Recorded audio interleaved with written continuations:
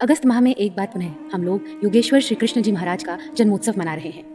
वही भगवान कृष्ण जिन्हें पौराणिकों ने लीलाधर, रसिक, गोपी प्रेमी, कपड़े चोर, माखन चोर और न जाने क्या क्या लिखा, जिससे उनका मनोरथ तो पूरा हो गया, लेकिन कहीं न कहीं योगीराज भगवान श्री कृष्ण का वास्तविक चरित्र नष्ट हो गया। कृष्ण इस संसार के महायोगी थे जिसका कोई दूसरा उदाहरण इस दुनिया में नहीं है। योगेश्वर भगवान श्री कृष्ण ने वेद और योग की शिक्षा उज्जैन स्थित महर्षि संदीपनी के आश्रम में रहकर हासिल की थी। भले ही पुराणों में श्री कृष्ण के चरित्र से छेड़छाड़ की गई हो, उन्हें रसिक, रासलीला रचाने वाला, माखन चोर बताया गया हो, लेकिन सच ये है कि कृष्ण का व्यक्तित्व इतना विराट और अनूठा है। अनूठेपन की पहली बात यह है कि कृष्ण हुए तो अतीत में, लेकिन वह आज भी इस धराधाम का भविष्य है। कृष्ण इस संसार के अकेले ही ऐसे व्यक्ति हैं जो धर्म की परम गहराइयों और ऊंचाइयों पर होकर भी गंभीर नहीं है, उदास नहीं है, रोते हुए नहीं है। वरना जीसस हो या बुद्ध या मोहम्मद हो या महावीर, संसार में सभी दुखी नजर आए।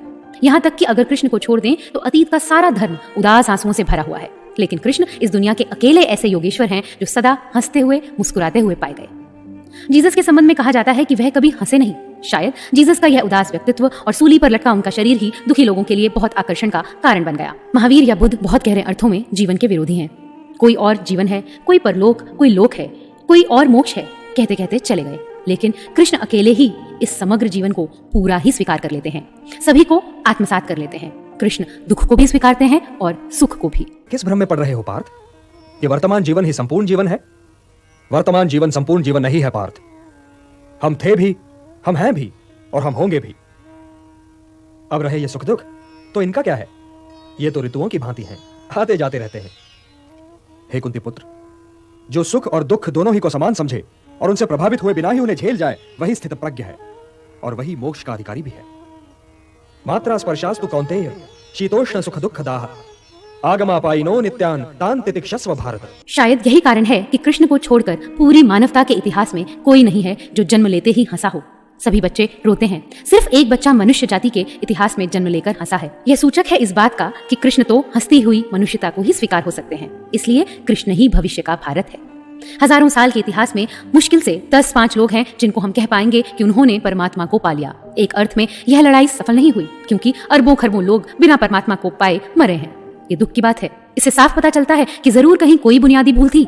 नए नए मत संप्रदायों ने दुनिया को परमात्मा से दूर कर दिया, लेकिन कृष्ण का दर्शन एकमात्र ऐसा दर्शन है जिससे प्रत्येक मनुष्य चाहे तो परमात्मा को पा सकता है। नैनम छिन्दन्ति शस्त्राणि नैनम दहति पावकः न चैनम क्लेदयन्त्यापो न शोषयति मारुतः। इसी कारण श्री कृष्ण जैसे महापुरुषों की जिंदगी एक बार नहीं लिखी जाती, शायद सदी में बार बार लिखी जाती है। हजारों लोग लिखते हैं, हजारों व्याख्याएं होती चली जाती हैं, फिर धीरे धीरे श्री कृष्ण की जिंदगी किसी व्यक्ति की जिंदगी नहीं रह जाती।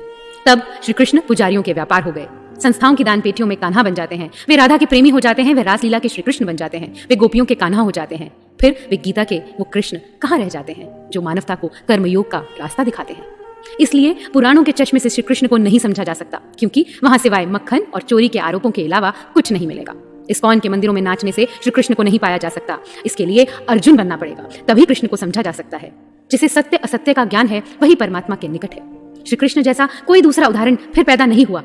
यदि स्त्री जाति के सम्मान की बात की जाए तो श्री कृष्ण जैसा दूसरा उदाहरण नहीं मिलेगा।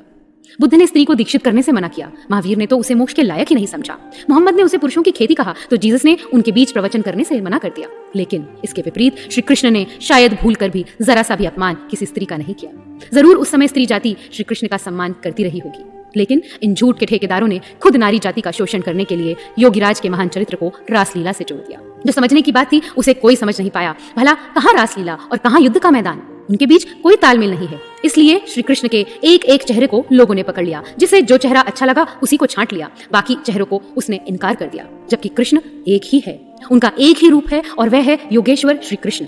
इसलिए भविष्य के संदर्भ में कृष्ण का बहुत मूल्य है और हमारा वर्तमान रोज उस भविष्य के करीब पहुंचता है जहां कृष्ण की प्रतिमा निखरती जाएगी और एक हंसता हुआ धर्म, एक नाचता हुआ धर्म जल्दी निर्मित होगा। एक नए युग का आरंभ होगा। दुनिया के लिए योगेश्वर कृष्ण की बड़ी सार्थकता है। जब सबके मूल्य फीके पड़ जाएंगे और द्वंद्व भरे सब मत संप्रदाय पीछे अंधेरे में डूब जाएंगे या इतिहास की राख उन्हें दबा देगी, वो खत्म हो जाएंगे, तब भी श्री कृष्ण जी का अंगार चमकता हुआ रहेगा, तब भी सनातन धर्म का सूर्य चमकता रहेगा। आप सभी को योगेश्वर श्री कृष्ण के जन्मोत्सव की हार्दिक शुभकामनाएं।